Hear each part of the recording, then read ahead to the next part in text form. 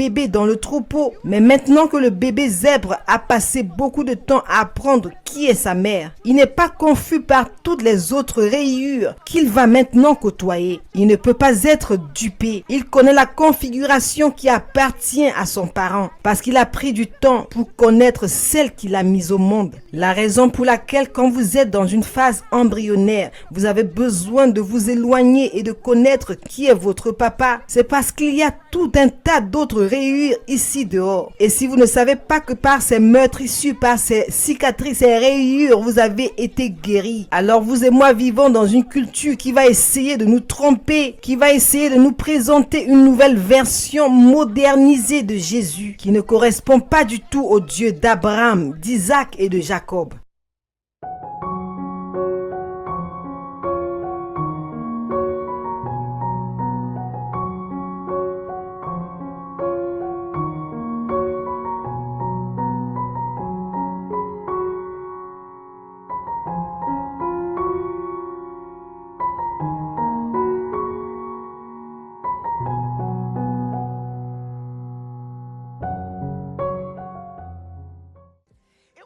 C'était en septembre 2008, lorsque l'ouragan nommé Ike a balayé les gens.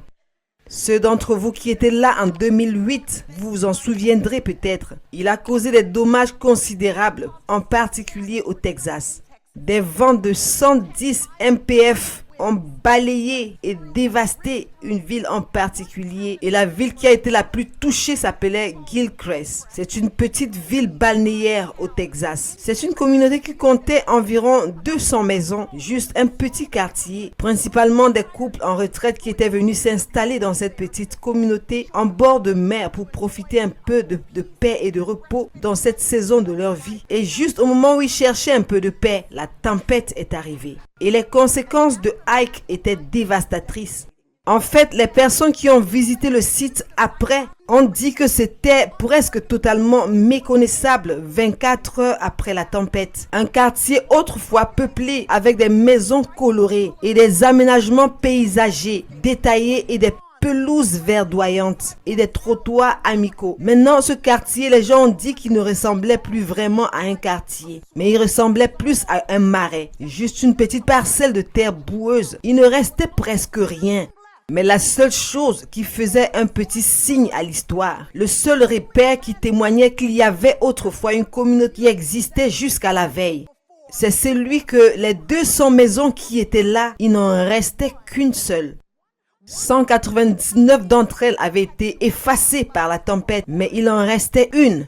Je pense que nous avons quelques images pour que vous puissiez voir l'étrange vue de cette seule maison restante après la tempête. Oh, j'aimerais avoir le temps, car si j'avais le temps ce soir, je poserais simplement la question, qu'est-ce qui fait que cette maison soit restée debout quand la tempête a tout balayé? Parce que la vérité est que si j'avais le temps, je vous parlerais des propriétaires qui avaient déjà traversé des tempêtes précédentes. Alors ils ont pris la sage décision proactive de rénover leur maison pour qu'elle soit prête pour les tempêtes futures. Oh, nous pourrions nous y attarder si j'avais un peu de temps. Mais plutôt, j'aimerais que vous considériez cette image choquante que vous venez de voir et que vous réfléchissiez à la façon dont elle vous montre non seulement un regard sur le paysage,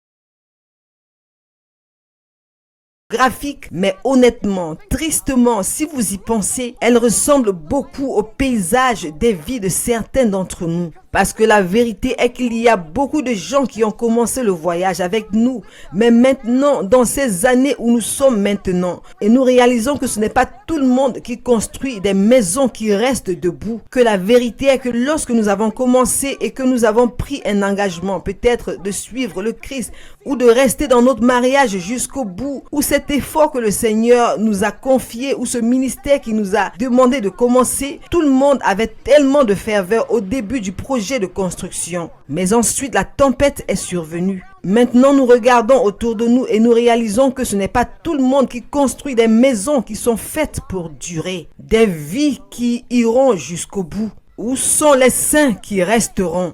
Où sont ceux qui ont décidé que coûte, j'ai pris la décision? Qu'en ce qui nous concerne, ma famille et moi, ce que nous allons faire, c'est de servir le Seigneur. Que le paysage politique peut changer, que tous ceux qui sont autour de nous peuvent changer, que notre situation financière peut changer. Mais peu importe ce qui se passe autour de nous, nous avons pris la décision que nous sommes déterminés à suivre Jésus. Où sont les saints qui resteront? Pourquoi est-ce de plus en plus difficile de trouver des gens qui sont tout simplement fidèles et qui ont décidé de suivre Jésus, qui ont décidé qu'il n'y a pas de retour en arrière? Il n'y a pas de retour en arrière. Les gens s'éloignent. L'avez-vous remarqué? Il y a des conjoints qui partent. Il y a des parents qui abandonnent. Il y a des rêveurs qui jettent l'éponge sur le rêve que Dieu a mis dans leur cœur. Il y a des ministres de l'évangile qui abandonnent ce qu'ils ont dit être un appel. Comment pouvez-vous abandonner un appel? Beaucoup de gens abandonnent leur foi, ils déconstruisent leur foi à tel point que ce qui leur reste ne ressemble même plus à la foi. Où sont les gens qui resteront, qui tiendront, qui ne partiront pas, qui planteront fermement leurs pieds et choisiront la fidélité? Et permettez-moi de vous dire ceci, plus je vieillis, moins je suis impressionné par les célèbres. Et plus je suis impressionné par des gens qui sont tout simplement fidèles. Ils peuvent ne pas être célèbres, mais ils sont restés. Ils peuvent ne pas être riches, mais ils sont restés. Ils peuvent ne pas être applaudis, mais ils sont restés. Ils peuvent ne pas avoir de livres à succès ou des millions de followers sur Instagram, mais ils ne sont pas concernés par cela. Ils essaient juste d'être fermes, inébranlables et toujours abondants dans l'œuvre du Seigneur. Nous avons besoin de gens qui sont tout simplement fidèles, qui ne comparent pas leur maison à celle de quelqu'un d'autre, qui ne se demandent pas si leur maison semble belle par rapport à celle des autres autour d'eux. Non, ceci est la maison que le Seigneur m'a confiée. Et donc, je vais m'assurer que cette fondation est solide. Je vais m'assurer que l'échafaudage de cette maison est solide. Je vais m'assurer que j'ai une maison qui est toujours debout. Alors, je suis venu vous encourager à rester, à être fidèle. Quelle est cette chose que Dieu vous a appelé à faire? Vous seul connaissez la mission qu'il vous a confiée, le ministère que vous savez qu'il vous a appelé à commencer et pour lequel vous vous sentiez mal équipé, pas assez doué, pas assez talentueux. Alors vous avez retardé de faire ce que Dieu vous a demandé de faire. Et vous avez peut-être pensé à jeter l'éponge parce que vous avez essayé pendant un petit temps. Mais cela ne semble pas être florissant ou grandissant. Alors vous êtes sur le point d'abandonner. Je suis venu vous dire de rester. L'esprit d'entrepreneuriat que Dieu a fait naître dans votre cœur, le mariage, la relation qu'il vous a confiée, les parents, les adolescents, Seigneur, aie pitié. Les adolescents que le Seigneur nous a confiés en tant que parents. Je suis venu vous dire de ne pas jeter l'éponge maintenant, ma sœur. Reste. Peut-être qu'il n'y a qu'un ou deux d'entre vous dans la salle ou de l'autre côté de l'écran ce soir. Et honnêtement, vous venez de dire au Seigneur cette semaine, si tu ne te montres pas et tu ne fais pas quelque chose de très spécifique pour m'encourager, pour me faire savoir que je ne dois pas m'inquiéter, pour me faire savoir que tu ne me quitteras jamais, ne vas-tu jamais m'abandonner. Seigneur, je me sens si isolée et seule et abandonnée et confuse. Et si tu ne fais rien, Dieu, je suis sur le point de jeter l'éponge. Eh bien, le Seigneur m'a fait parcourir tout ce chemin depuis Dallas, Texas pour vous dire de rester. Restez, soyez fidèles. Pas dans cette situation qui est peut-être malsaine et avec des conseils avisés, vous avez besoin de liberté. Il y a des situations comme ça. Mais la plupart du temps, les gens abandonnent juste des trucs parce qu'ils sont fatigués. Nous abandonnons juste des trucs parce que nous voyons que les choses sont devenues difficiles. Et c'est le cas et la tempête s'est ouverte. Les nuages se sont ouverts au-dessus de notre vie. La pluie est tombée. La grêle est tombée, les vents soufflent fort contre nous et nous sommes sur le point de jeter l'éponge. Et au-dedans de nous, pour nous donner une résolution que nous n'avons pas dans notre propre force et dans notre propre pouvoir, afin que nous puissions rester. Je suis venu vous dire de rester. Soyez fidèles.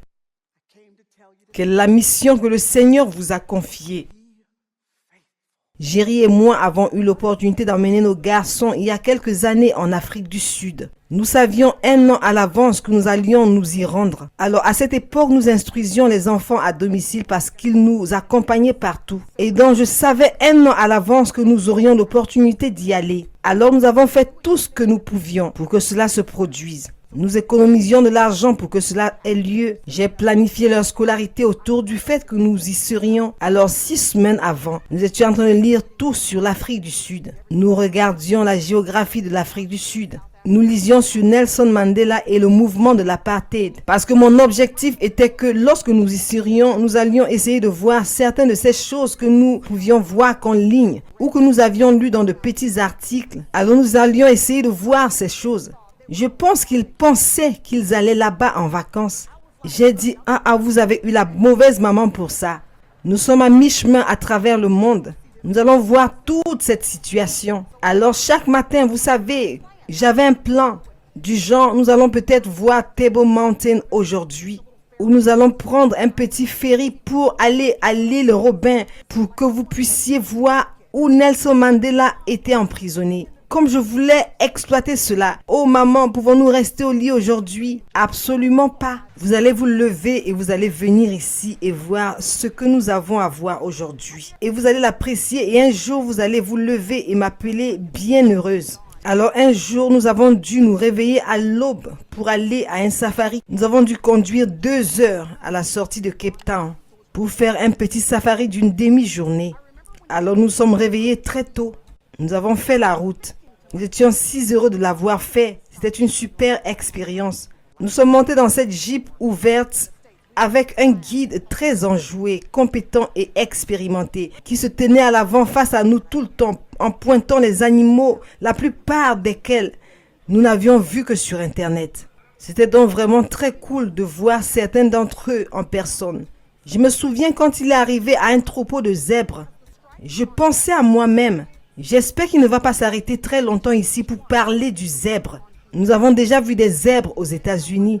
Nous n'avons pas besoin d'un cours sur le zèbre. Mais en fin de compte, j'étais vraiment contente qu'il ait fait une pause un moment parce qu'il a dit quelque chose que je ne peux jamais oublier. Il a pointé le zèbre du doigt et il a dit, vous voyez le petit zèbre, le petit bébé, là avec le troupeau. Il a dit, est-ce que vous savez que c'est la première fois que je vois ce bébé zèbre depuis environ 3 semaines? Et la raison en est que les rayures sur chaque zèbre sont aussi uniques pour chacun que les empreintes digitales sur les êtres humains. On ne peut pas le distinguer à l'œil nu, mais en particulier la configuration qui est juste au milieu de chaque front est unique à chaque zèbre. Alors quand un bébé zèbre naît, la maman va emmener le bébé loin du troupeau, seul avec juste la mère pendant les 2 ou 3 premières semaines pour que le bébé se familiarise avec la configuration des rayures sur le corps de sa mère. Et puis après quelques semaines, elle ramène le bébé dans le troupeau. Mais maintenant que le bébé zèbre a passé beaucoup de temps à apprendre qui est sa mère, il n'est pas confus par toutes les autres rayures qu'il va maintenant côtoyer. Il ne peut pas être dupé. Il connaît la configuration qui appartient à son parent parce qu'il a pris du temps pour connaître celle qu'il a mise au monde. La raison pour laquelle quand vous êtes dans une phase embryonnaire, vous avez besoin de vous éloigner et de connaître qui est votre papa, c'est parce qu'il y a tout un tas d'autres rayures ici dehors. Et si vous ne savez pas que par ces meurtrissures, par ces cicatrices, ces rayures, vous avez été guéri, alors vous et moi vivons dans une culture qui va essayer de nous tromper, qui va essayer de nous présenter une nouvelle version modernisée de Jésus, qui ne correspond pas du tout au Dieu d'Abraham, d'Isaac et de Jacob. Vous allez avoir besoin de savoir qui est votre papa. Vous allez avoir besoin de savoir exactement qui il est. Dans l'Ancien Testament et dans le Nouveau Testament, nous avons une génération de chrétiens aujourd'hui, je dois vous le dire, qui grandissent trop vite, qui sautent cette étape juste là. Ils sont sur des réseaux sociaux à enseigner la Bible et ils ne connaissent même pas qui est leur papa. Ils n'ont même pas encore pris du temps de simplement connaître le Dieu d'Abraham, d'Isaac et de Jacob. Et de savoir ce qu'il en était quand Dieu est allé et a choisi Abraham dans sa misère et a changé son nom en Abraham et a changé les coordonnées GPS de sa destinée. Vous avez besoin de savoir qui était l'ange du Seigneur quand il a rencontré un Gédéon fatigué et timide sous un chaînes pendant qu'il battait le vin dans un pressoir à vin. Et l'a appelé à la grandeur et à la victoire avec une armée moins impressionnante. Vous avez besoin de savoir qui il était dans le livre de Ruth,